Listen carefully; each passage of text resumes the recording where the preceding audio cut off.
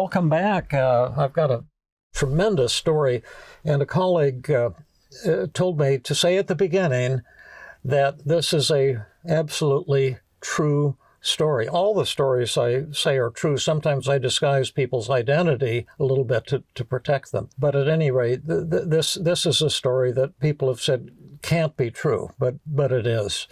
Now, here's what it's about. It's about something very important that's maybe relevant to you. One of the ideas behind cognitive therapy was proposed by Epictetus 2,000 years ago. He said people are not disturbed by things or events, but by our thoughts about them. And most people don't even pay any attention to that. It goes in at one ear and out the other. Like, so what does that mean? Well, what it means is that the events of your life do not influence your emotions. You're not happy or sad because of good or bad things that happen in your life, but your thoughts about them. And when you're unhappy, those thoughts are nearly always distorted. Like if you tell yourself, I'm a loser, I'm a worthless person, I'm inferior, I'm not good enough, you're involved in all kinds of distortions, all or nothing thinking and hidden should statements and self-blame and emotional reasoning and a slew of others. And some people get this idea that all of your emotions are created by your thoughts, and other people think it's rubbish. Now, that was what my first book, Feeling Good, The New Mood Therapy. It's still very popular and still helping a lot of people. In case you're depressed, you might want to grab a paperback and see what the book can do for you.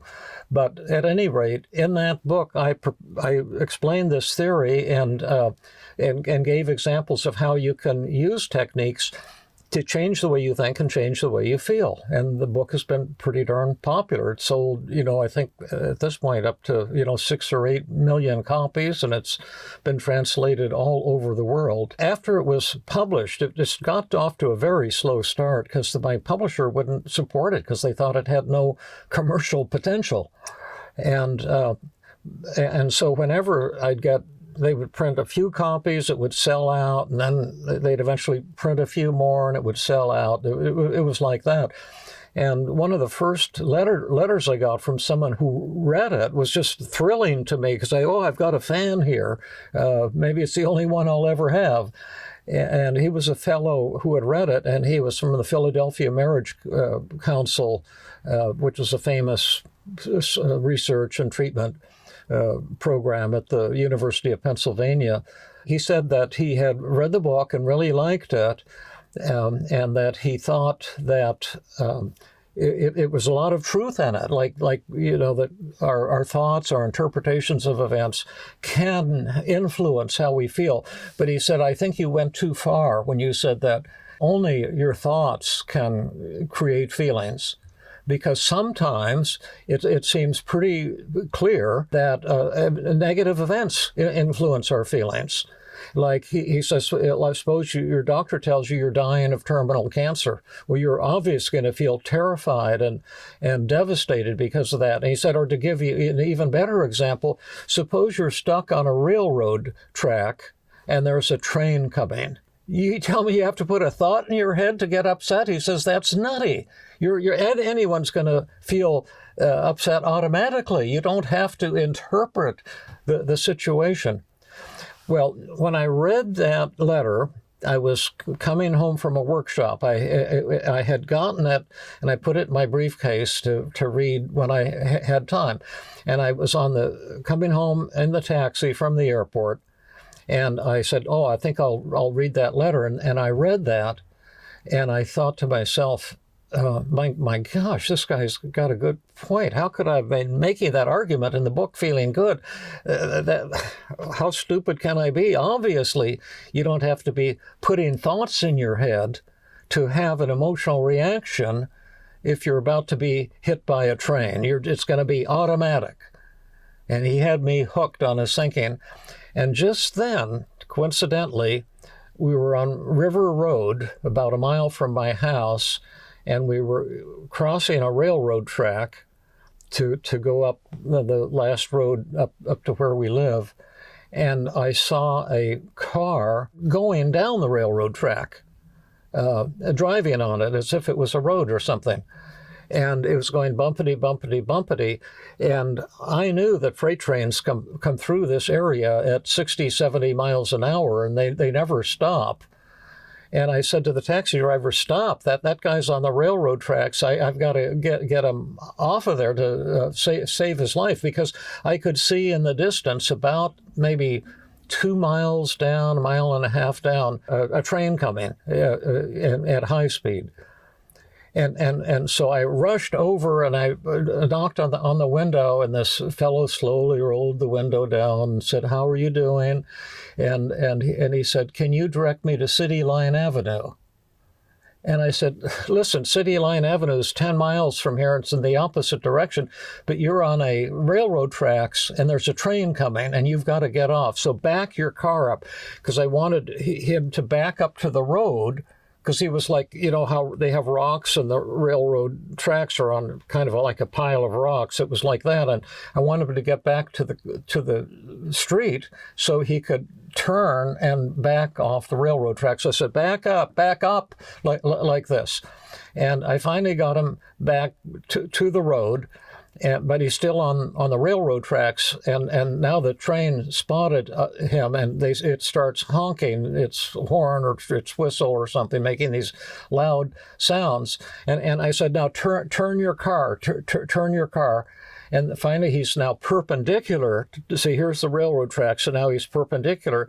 And then I got right in front of him, and because the train is almost due for impact. And now they put their whistle on constant, like get off of there, or we're gonna hit you. So I told him, now back up, and he just had to back up about 3 feet to get clear of the train.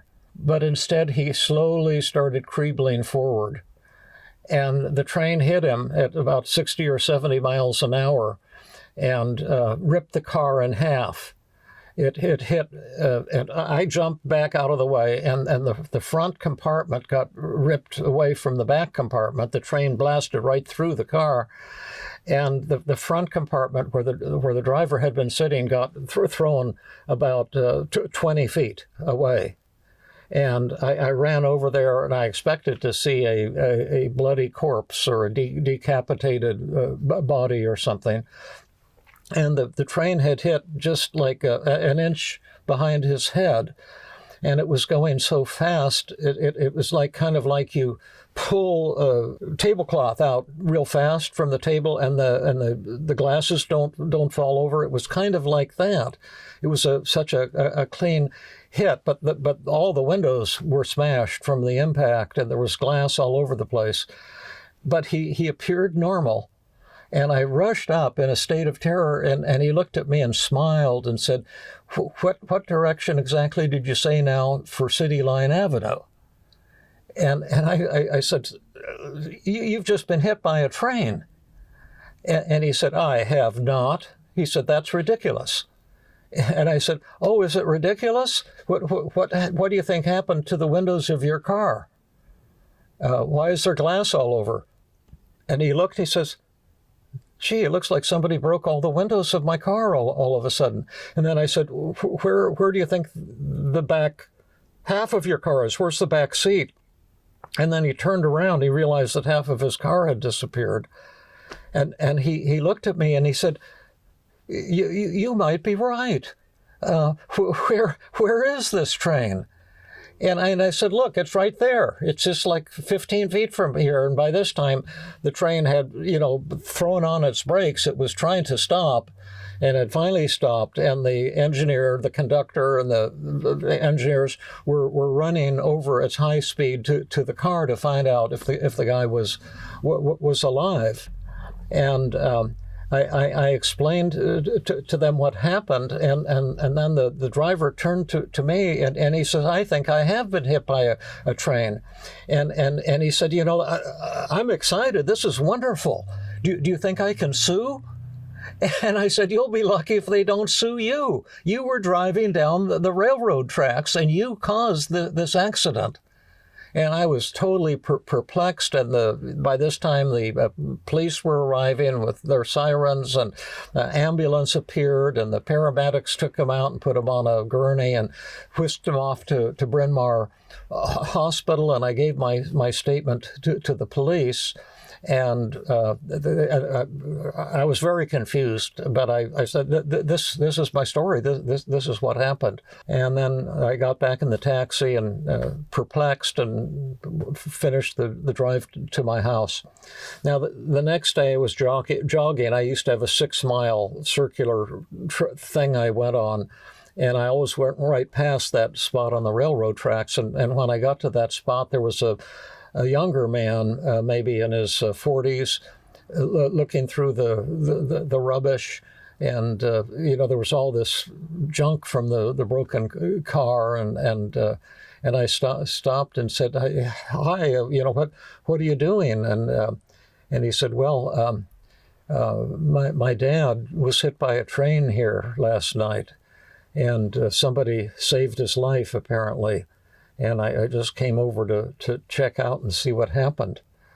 And I said, well, I think that was me, because I was here, and it was really difficult to get him off the railroad tracks. And but I'm confused because he didn't seem to mind the fact that he was hit by a train. He thought he was going to get a fancy lawsuit or something like that, and he didn't seem to be aware even of where he was.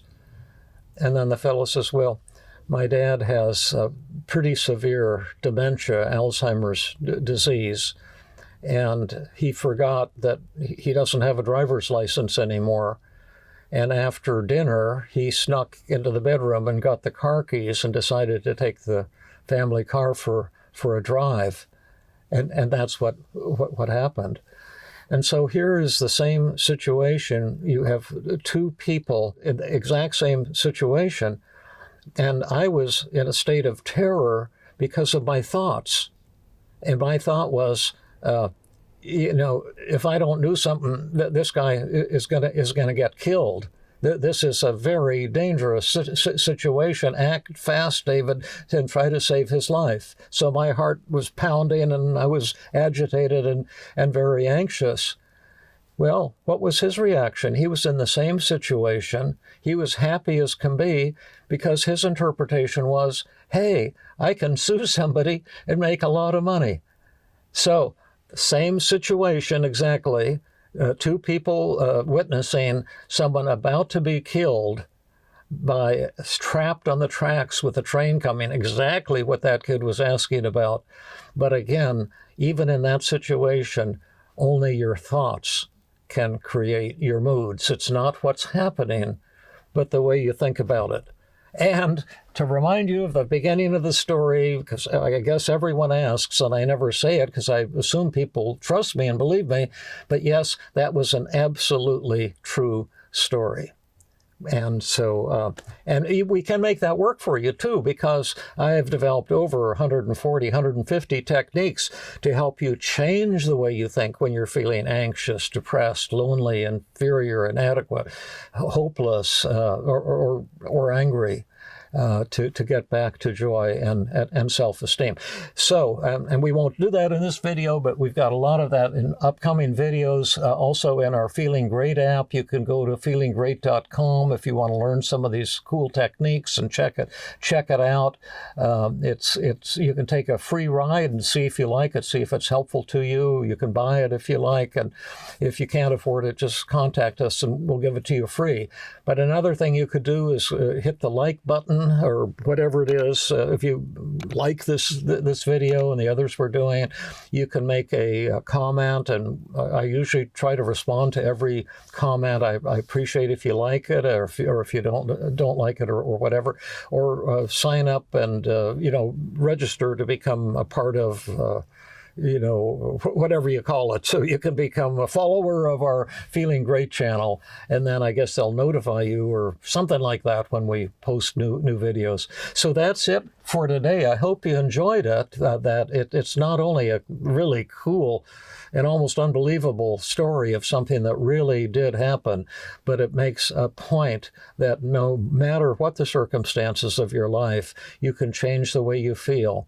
And the other example he had in his letter was that, suppose you're dying of cancer, that you're certainly going to feel terrified, but not in this video, but in another one, if you like. I'll tell you how I help people who have just been diagnosed with terminal cancer transform the way they were thinking and feeling in a very short period of time, transform their sobbing and terror into feelings of joy and relief and self-esteem. It can be done, but the theory, we have to understand the theory that makes the whole thing work, and the theory is your thoughts create all of your feelings. And the moment you change the way you're thinking, you can change the way you feel. So that's all for today. Thank you so much, and see you again soon. Bye-bye.